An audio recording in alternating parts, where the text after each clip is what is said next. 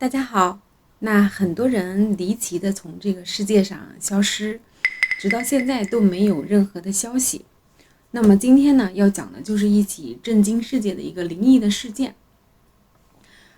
就是世界著名的这个幽灵列车的悬案，就满载100多人的这个火车凭空的失踪，并且呢，在1933年到2009年的期间离奇的频繁出现。估计很多人会说，这个怎么可能呢？听过或者是了解更多细节的朋友们，那欢迎一起讨论。不过呢，这个事情是真实的。这个事情呢，最早是发生在欧洲的东部和俄罗斯地区。火车呢是欧洲老式的一个蒸汽火车，当时呢车上大概有100多名的乘客从意大利始发，途经乌克兰，然后到达莫斯科。当然了，当这个火车行驶到这个波尔塔瓦地区的时候这个火车需要穿过一个比较长的隧道。当离隧道大概有100多米的时候，火车就进行了一个减速。当时因为这个是老式的蒸汽火车，减速之后的这个速度是非常非常慢的。眼看就要进这个隧道时，车厢里有一个叫托尼的这个8岁的男孩。这个小孩呢，托尼突然感觉到胸口疼，然后他的家属每个人脸色都非常难看，而且眼神中好像惊恐万分。这个时候呢，当男孩抬头看向窗外时，就听见亲属对他说：“你赶快离开，快跳火车，赶紧下车。”那开始今天的故事之前呢，欢迎大家订阅我的 YouTube 频道，打开小铃铛，才不会错过更多精彩内容哦。那我们接着往下说。就这样呢，这个小孩托尼跑到了车厢的这个接口处，在火车减速时从门外的踏板处跳了下来。由于没有做好准备，摔倒在地上，还受了点轻伤。也就是在这个时候，这个火车头刚好驶进这个隧道口，就车身还没有进隧道口的时候呢，这个托尼就发现火车周围呢莫名的出现了一大团的白雾，包住了火车。那过了几秒钟之后，火车一点点驶进隧道，正常的这个铁轨的响声突然就没有了。那这个托尼呢，就跑到隧道口往里看，发现里面的白雾已经散去，但是隧道里空空荡荡的火车没了，一点声音也听不到。这个时候，托尼身边跑过来一个女孩，这个小女孩也是因为害怕，并且听到车厢内的人说要提前去跳火车。那么这两个小孩互相印证之后，心里就感到非常害怕，也不敢在隧道口等了，就顺着这个铁路呢往回走，走了很长时间才找到一个村庄。并且这两个孩子是意大利人，他们用意大利语说出来，当地的人他是听不懂因为这个地方呢是乌克兰。后来呢，警局又找到了会意大利语的这个翻译，听懂小孩子的描述，警方大为震惊又有点半信半疑。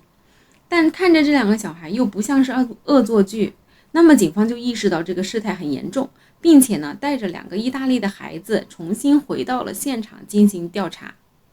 那经过警方的一个仔细的勘察，隧道里没有发现任何的痕迹能够证明有火车从隧道里经过因为当时火车是烧煤的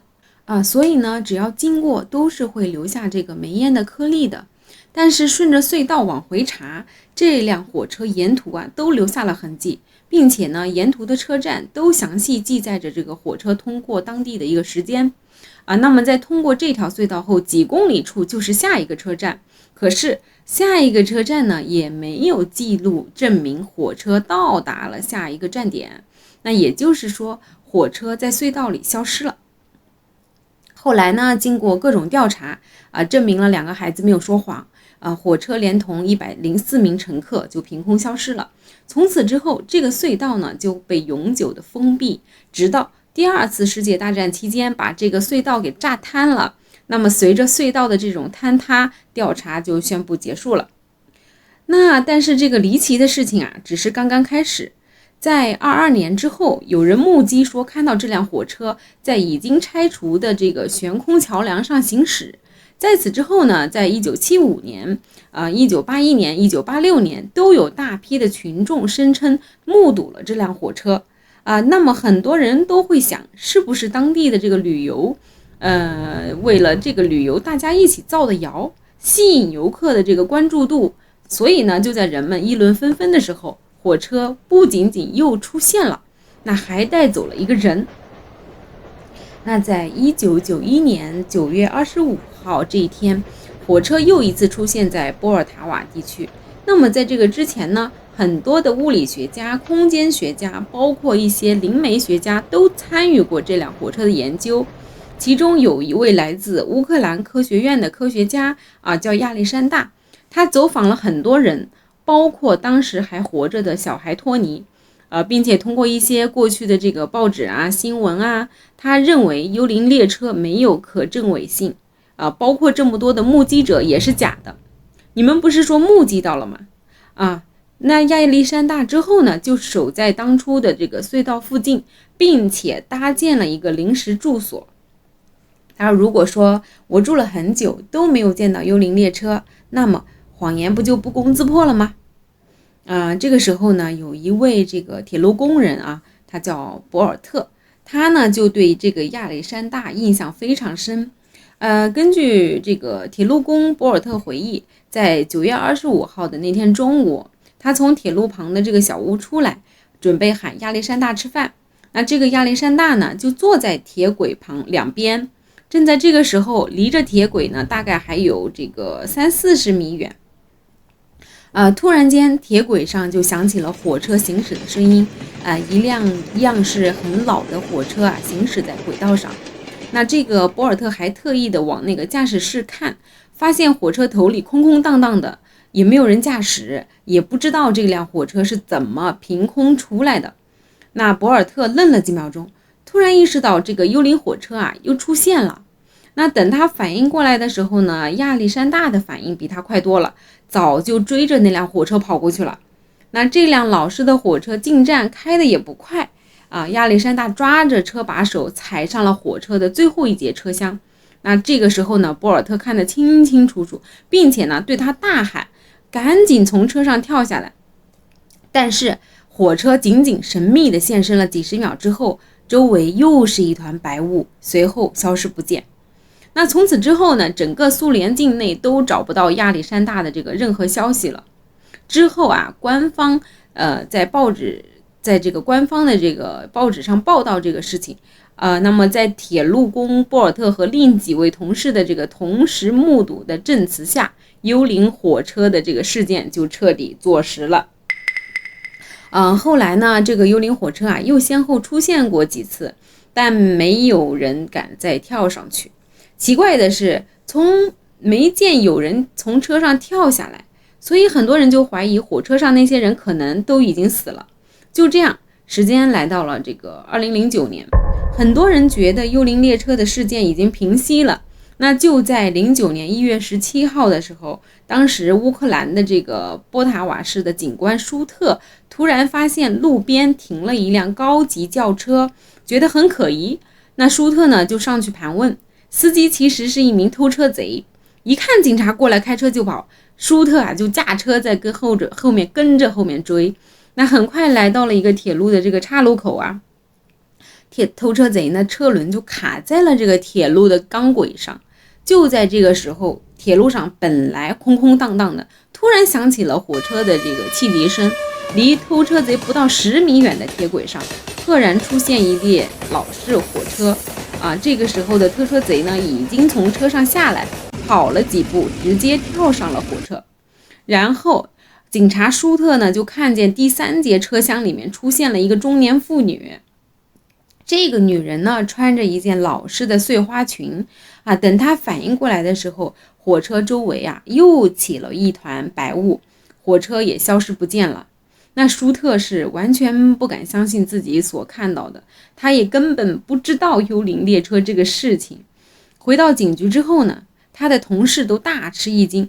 并且根据这个倒车上的这个遗留的指纹锁定这个偷车贼的名字叫尹达那事后警察走遍了他偷车贼所有的可能会去的地方，也问了他的这个家属和朋友，但是没有人知道尹达的这个下落。又找了1个月，确认这个偷车贼彻底的消失了。后来呢，由于俄乌战争的问题关于幽灵列车的新闻已经很少报道了。不过现在有一部分的这个物理学家认为，在强大的引力磁场之下，火车的改变可能会引发时间的改变，所以火车上的人有可能没有死。那由于时间的这个膨胀效应，对乘客来说应该只过了瞬间。那著名的物理学家呢，郎之万有一个著名的这个郎之万的这个炮弹理论，就如果说把人装进一枚炮弹，当炮弹的速度超越光速，那就会超越时间。那炮弹里的一瞬间就等于普通人的几百年但幽灵列车又是怎么进入这种磁场的呢？那依然无法用现有的科学去解释列车和上面的这个104个人究竟开往了哪里。那也许呢，永远都不会有终点。那我们对这些未解之谜的探索呢，也许永远无法找到一个确切的答案。无论是在失踪的古代文明诡异的这个超自然的现象，还是那些至今无法破解的历史之谜，他们似乎呢总是在提醒我们这个世界依然是充满未知的。也许在我们寻求解答的这个过程中，真正的意义并不在于揭开谜底，那未知的这个世界呢，而是在于我们是在追寻真相的时候所获得的一些智慧和感悟。那正与每一个谜团背后隐藏的真相一样，那未知的世界总是在等待那些敢于探索的人前来揭晓。好，那今天的故事就讲完了大家一定要记得订阅我的频道，打开小铃铛才不会错过每期的精彩内容哦。再会。